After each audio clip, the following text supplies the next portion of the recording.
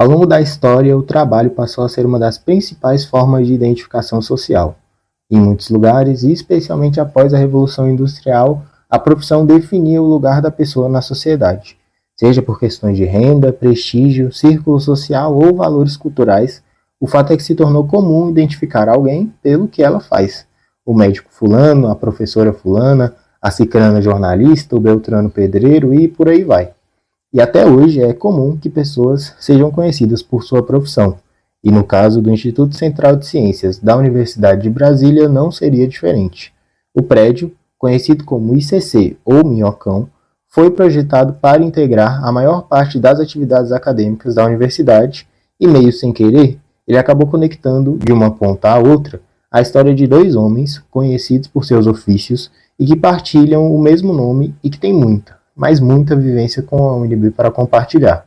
Eu sou João Alexandre, editor responsável pelo YouTube do jornal Campus Multiplataforma, e hoje a repórter Mariana Ramos te conta a história dos Chicos da UNB.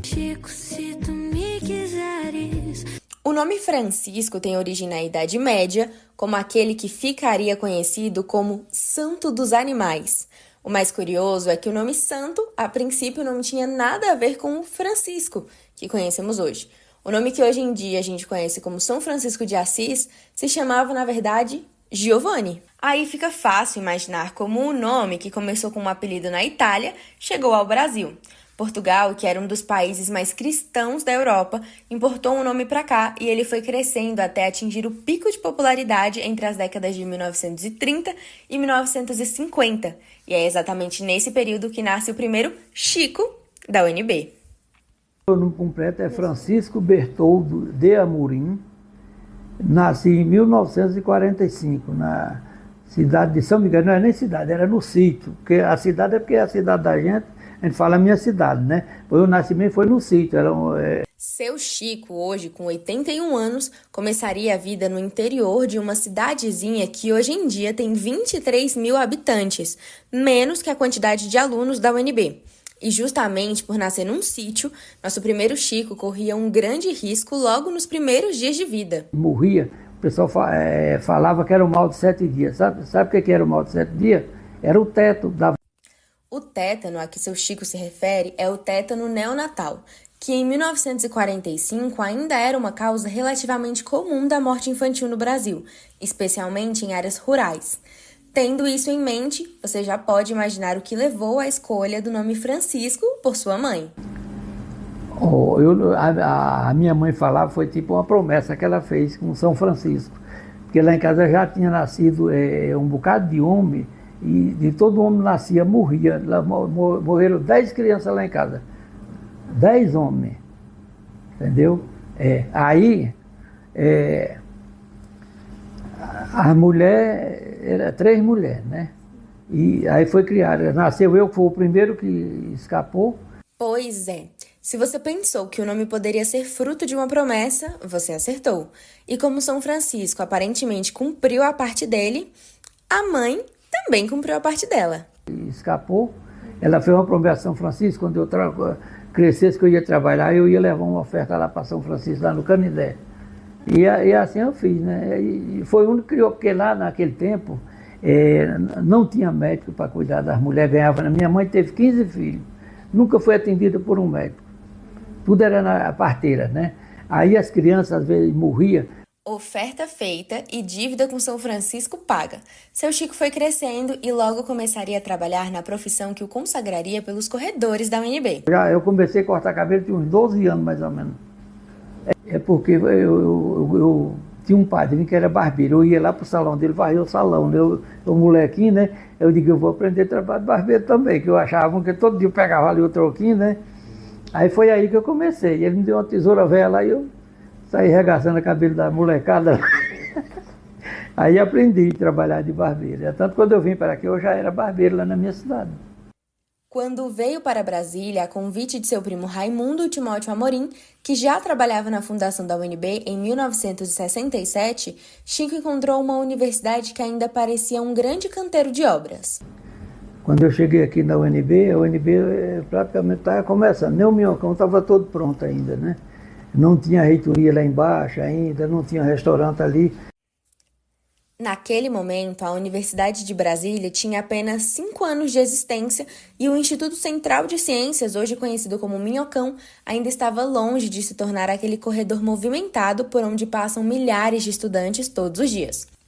Mas no meio daquele cenário improvisado já existia uma pequena barbearia, e seria ali que Francisco Bertoldo de Amorim começaria a construir uma relação de quase 6 décadas com a universidade.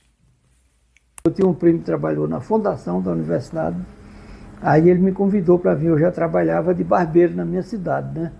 Eu tinha 21 anos na época, aí ele, não, lá já tem uma barbearia, coisa e tal, você vai comigo, eu arrumo para você trabalhar lá, eu digo, então tá bom, aí eu vim com ele, né?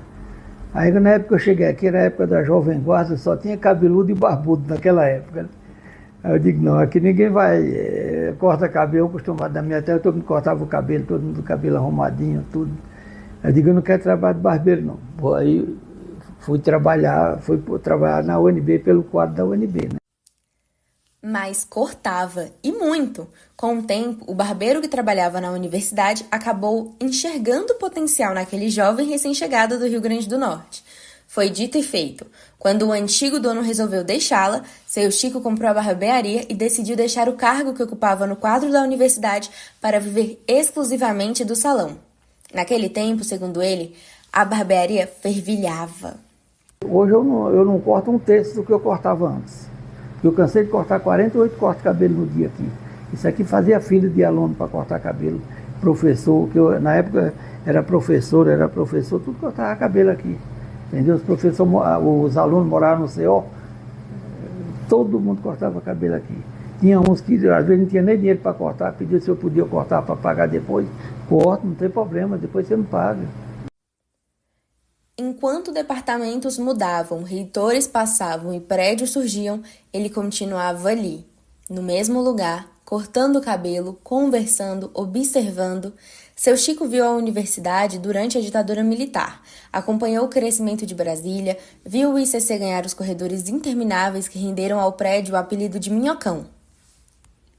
Antes você ligava num dia, se não viesse no mesmo dia, no outro dia cedo já tinha gente aqui para arrumar. Era desse jeito.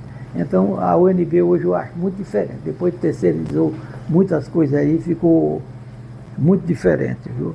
E em tudo por tudo hoje eu acho a UNB diferente. Em 2017, a barbearia foi tombada patrimônio histórico da universidade, em homenagem aos 50 anos de existência, com direito à festa e tudo.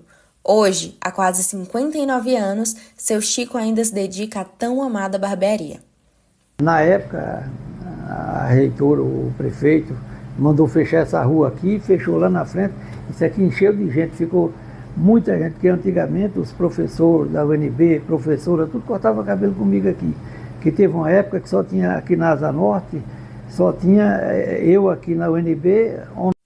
Mas apesar das mudanças, uma coisa continua igual: o carinho que ele sente pela universidade. Para mim, a UNB representa tudo. Que hoje, tudo que eu tenho, eu agradeço aqui a UNB. Foi tudo daqui que eu tirei. Se eu tenho uma casa para morar, eu ganhei tirado daqui, do meu trabalho. Meus filhos, tudo foi criado, tudo, cuidei tudo, tirando daqui. Então, nesse ponto, eu só tenho a agradecer a UNB. E talvez seja justamente isso que transforme algumas pessoas em personagens tão marcantes dentro de um lugar. Elas deixam de apenas trabalhar ali, passam a fazer parte da própria história daquele espaço. E no caso do ICC, isso acontece de ponta a ponta do Minhocão, porque do outro lado desse corredor gigantesco existe um outro Chico, também conhecido pelo ofício, também cercado de histórias, e também impossível de separar da memória da Universidade de Brasília, mas que você vai descobrir na parte 2 desse podcast. A gente espera lá.